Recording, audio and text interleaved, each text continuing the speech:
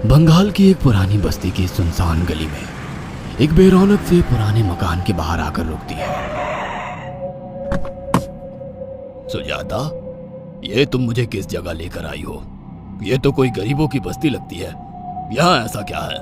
हीराचंद की कुछ भी समझ में नहीं आ रहा था कि सुजाता उसे ऐसी अजीब सी जगह क्यों लाई है, जिस मकान में दिन में भी अंधेरा दिख रहा था और धुआं उठ रहा था। आप मेरे साथ अंदर चलिए, सब समझ जाएंगे। यहाँ हमारी हर समस्या का समाधान मिलेगा। सुजाता और हीराचंद आशंकित कदमों से उस मकान में दाखिल होते हैं।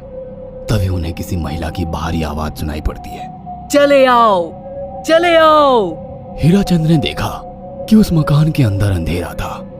अचानक हीराचंद की निगाह एक कमरे की ओर पड़ी, जिसके अंदर हल्की हल्की सी रोशनी आ रही थी और उस कमरे के अंदर से धुआं उठ रहा था। शायद उस कमरे के अंदर आग जल रही थी। है? ये किसकी आवाज है? यहाँ इतना अंधेरा क्यों है और ये धुआं कैसे उठ रहा है? मेरा तो यहाँ दम घुट रहा है। सुजाता और हीराचंद धीरे धीरे कदमों से उस कमरे के अंदर चले गए। अंदर वाले कमरे में बिखरे बाल वाली एक खूबसूरत सी बूढ़ी औरत सामने जल रही आग में एक मुर्गी की गर्दन काटकर उसका खून गिरा रही थी और मुर्गी का शरीर छटपटा रहा था। ये देखकर सुजाता को उबकाई आने लगी। हीराचंद ने सुजाता की ओर देखकर कहा, तुम ही मुझे यहाँ लेकर आई हो और खुद ही घबरा रही हो। कौन है ये भयानक सी शक्ल वाली औरत और हम यहाँ क्यों आए हैं? अचानक उस औरत ने एक झटके में मुर्गे की गर्दन धड़ से अलग कर दी। ये देखकर सुजाता के मुंह से चीख निकल गई और सेठ हीराचंद भी सहम गया। वो बहुत डरावना नजारा था। ये अघोरा ताई हैं। ये हमें अपनी काली तंत्र विद्या से संतान सुख प्रदान कर सकती हैं। इसलिए मैं आपको यहाँ लेकर आई हूँ। कैसी बात करती हो? जहाँ बड़े से बड़े डॉक्टर सफल नहीं हुए, वहाँ ये मामूली औरत क्या कर लेगी? हीराचंद की बात सुनकर अघोरी ताई ने गुस्से से हीराचंद की ओर देखकर कहा, नादान हीराचंद, काली विद्या में इतनी शक्ति है कि मरे को भी जिंदा कर दे। संतान पैदा कराना कौन सा मुश्किल है? तुम्हें मेरा नाम कैसे पता? क्या तुम सच में हमें संतान सुख दिला सकती हो? तुम जितनी दौलत मांगोगी मिल जाएगी, अगर ये संभव है तो। संतान का नाम सुनते ही हीराचंद की आंखों में चमक आ गई। वह संतान के लिए कुछ भी कर सकता था। तुम लोगों को मुझे एक नवजात शिशु लाकर देना होगा। मैं उस शिशु की बलि चढ़ा दूंगी और फिर वही शिशु तुम्हारे घर में फिर से जन्म लेगा। नवजात शिशु की बलि का नाम सुनते ही सुजाता और हरिचंद डर के मारे सिहर गए, पर उनकी आंखों में उनकी संतान का सपना ज्यादा बड़ा था। वो सब करने को तैयार थे। अघोरा ताई, आप जैसा कहेंगे हम वैसा करेंगे। बस हमें संतान सुख दिला दो। बिना वारिस के हमारी दौलत किस काम की? संतान सुख के लिए अंधे हो चुके सुजाता और हरिचंद अपनी नौकरानी शीला से एक नवजात बच्ची चोरी करवा के अघोरी ताई को दे देते हैं।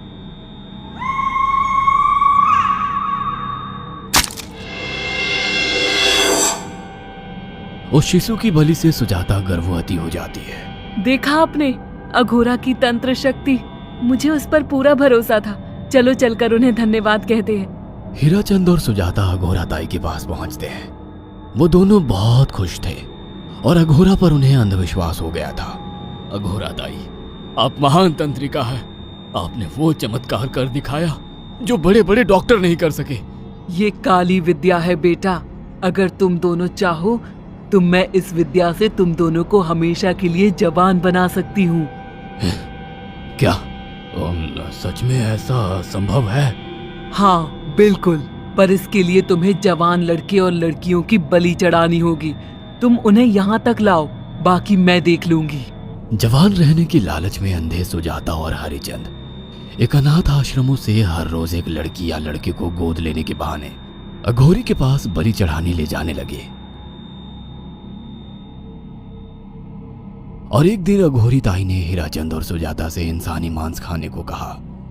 पूरी तरह से इंसान से हैवान बन चुके अब वो दोनों इंसानी मांस खाने के लिए तैयार भी हो गए। ये गर्म खून और मांस खाकर तुम लोगों की उम्र भी बढ़ जाएगी। खाओ इसे। हाँ, सच में ये इंसानी मांस बड़ा स्वादिष्ट है। अघोरा ने अपनी बातों में फंसाकर सुजाता और हरिचंद को नरभक्षी बना दिया था।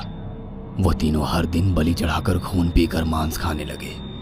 नौकरानी शीला भी नए शिकार लाने में उनकी मदद करती थी।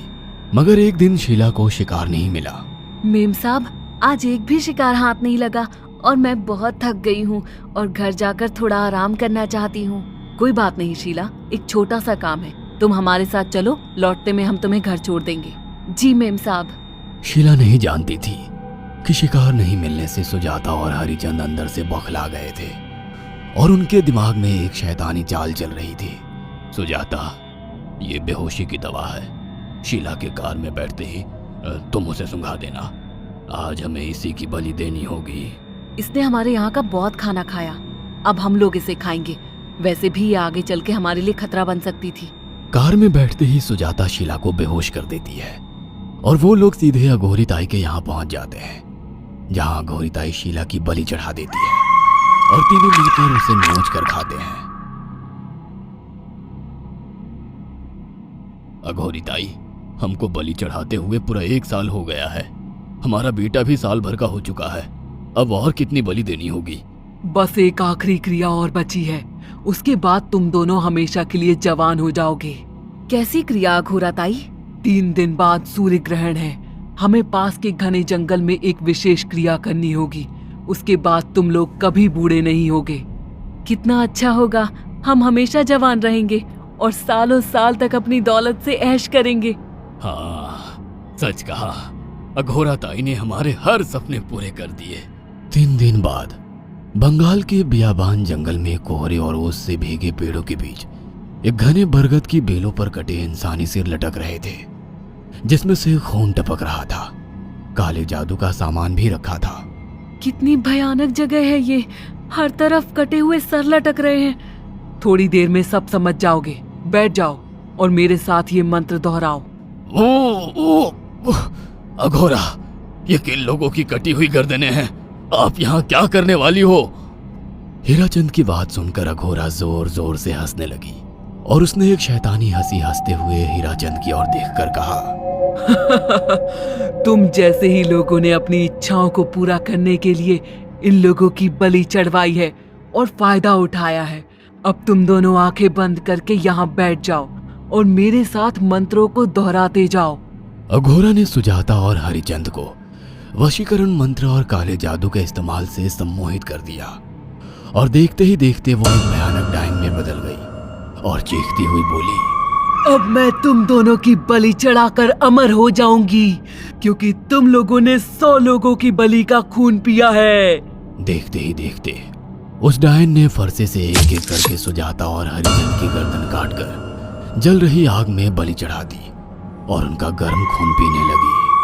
जब तक तुम जैसे मूर्ख और लालची लोग अपने फायदे के लिए दूसरों को मेरे पास लाते रहेंगे, मैं उनका फायदा उठाकर ऐसे ही उनकी बलि चढ़ाती रहूंगी। दरअसल अघोरा एक डायन थी और अपना स्वार्थ पूरा करने के लिए उसने हीराचंद और सुजाता की लालच का फायदा उठाकर उनकी भी बलि चढ़ा दी। बुरे काम का बुरा ही नतीजा मिलता है। अगर आपको हमारी ये कहानी पसंद आई हो तो इसे लाइक और शेयर करना ना भूलें। साथ ही ऐसी और नई कहानियों के अपडेट्स पाने के लिए हमारे चैनल अक्षु टीवी को जरूर सब्सक्राइब करें।